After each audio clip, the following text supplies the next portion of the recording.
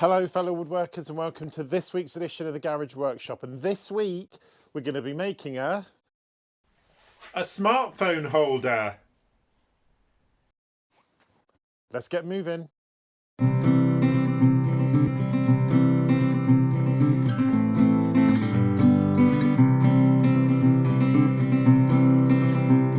So like many of you, we live in the world of the smartphone, and I've got a smartphone which I use to control the cameras that I'm recording this on, and it's always in the workshop, and I'm always a bit worried about where I'm going to put it and whether it's going to get damaged and whether it can get dust sucked to it and how I'm going to recharge it. So I thought this week I was going to do a project which anybody could do at home. You don't need any really specialist tools for this apart from a sort of saw. I'm going to use some power tools, but you don't need to. So this week I'm going to make something to put my mobile phone on. I'm just going to go for a really basic design, but as with my other videos this year, I want to try and make something which I think is a good enough quality that I could put it anywhere in the house, even though it's going to be in the garage workshop. So I'm going to make it out of plywood. The first thing to do is grab a piece of plywood and let's get measuring and cutting. Okay, so I found a piece of plywood here, which is actually an offcut from my drilling station, and I'll put a link to that video up there if you haven't seen it. It was a really nice build. I was pleased with that one. So it has got some pocket holes cut in it, but it does have two really important things.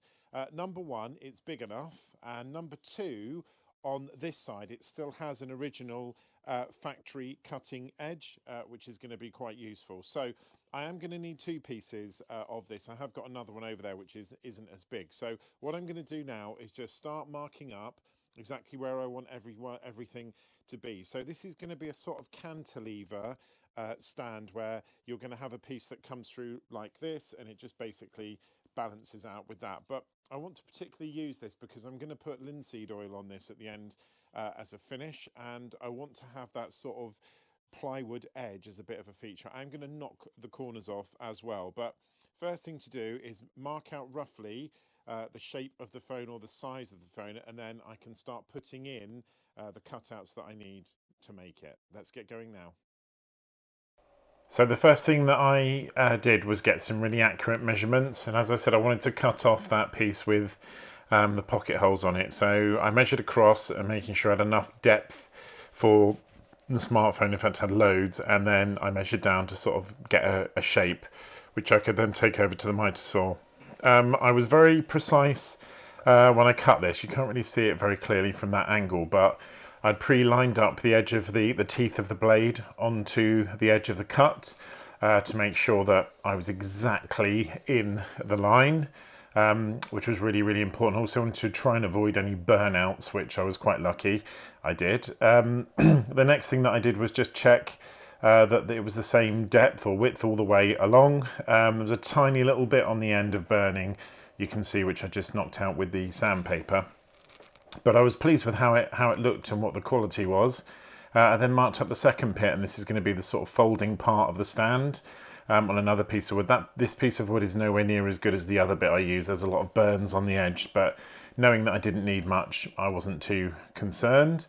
Then I took that bit over, and again, as you can see, I'm really taking my time with the markings here because I want to make sure that I get it exactly right and get it as neat as I possibly can. So I started by measuring a line at the bottom, which was the width of the wood, and that will sort of give me the feet. And then I just marked in 2.5 centimeters from either side, just to sort of put the bit that the feet are going to rest in. Not very easy to explain, but you'll see what I mean in a minute. So as you can see, I've just taken the width of the wood, which is 18 mil, and I've just measured in 2.5 or 25 mil either side, and these are the sections that I'm going to cut out. This is a sort of, it's like a mortise and tenon really, so I'm going to take those out now. If you haven't got an electric power tool, then obviously you can just use a saw for this. I think actually I'm either going to use the table saw, but thinking about it, I might just use my bandsaw because I definitely need the practice on that. So let's put it in and start cutting now. So I really took my time here. Apologies, by the way, for the jigging of the camera.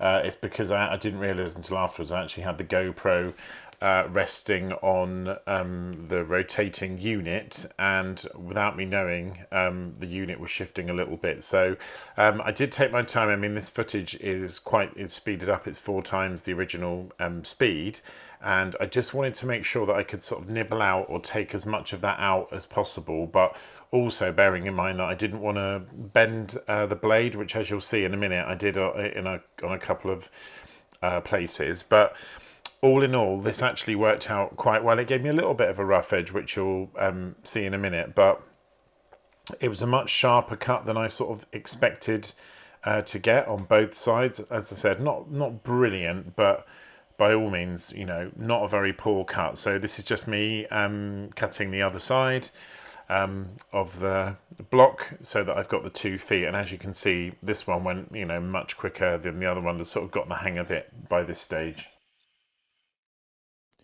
So you can see I've made the cut here. I'm not going to lie, it's not the tidiest of cuts on both sides, and it actually looks bigger on this side than it does on that side. It does look a little bit rougher from the back, so I'm just going to spend some time now and clear it up a little bit and just see if I can make it look a bit better. I wasn't sure what to do here. It was very awkward to get a piece of sandpaper in, so I think I used what is a metal file, but to be honest, even if it worked out really well because it really took the wood down really quickly.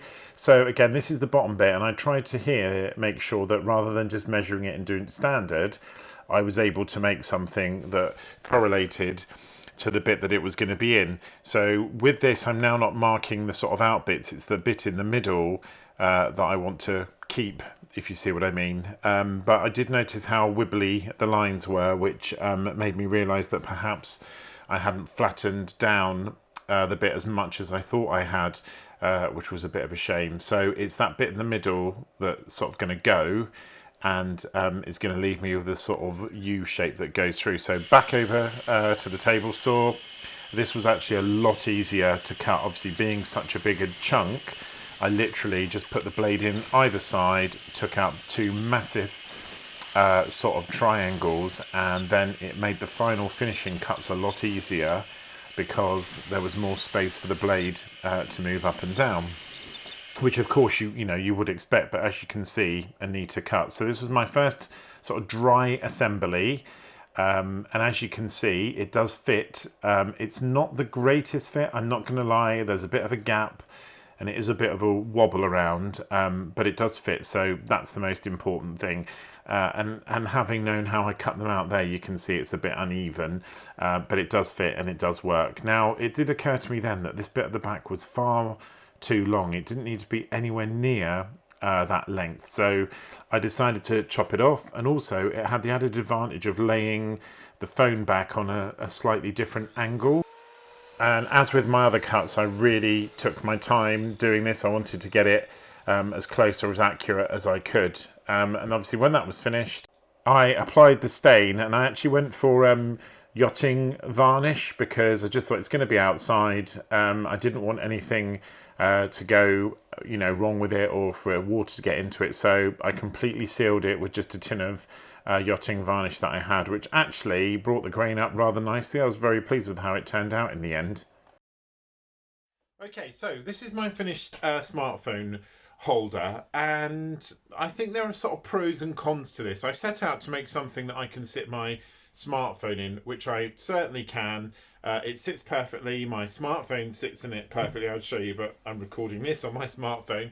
So in that respect, that's mission achieved. But the quality of what I've made isn't 100% great, to be honest with you. I'm not sure if you can see it, but there are quite a few gaps around the edge there. It's a little bit sort of bumpy in places, and although it's okay, that's all it is, an okay. So I'm going to give it sort of 6 out of 10. At some point in the future, I think I might revisit this project to make one that's bigger, that you can put a smartphone and a tablet in. But I've achieved what I set out to do, but to be honest with you, not the quality I'd hoped for. But as with quite a few projects on the Garage Workshop, sometimes things work and sometimes they don't. So I hope you've enjoyed the video, fellow woodworkers. If this is your first time at the Garage Workshop, please can I ask you to subscribe, like and comment. The subscribers are creeping up to 800 now. It'd be great to get to 1,000, so please feel free to share the channel if you know somebody who might be interested. If you're a regular viewer, thank you so much for all the comments, all the support. It means a lot reading your comments every Monday when I drop a video. And also, don't forget to like and comment. We'll be back next week with another build on the Garage Workshop. Take care, everybody.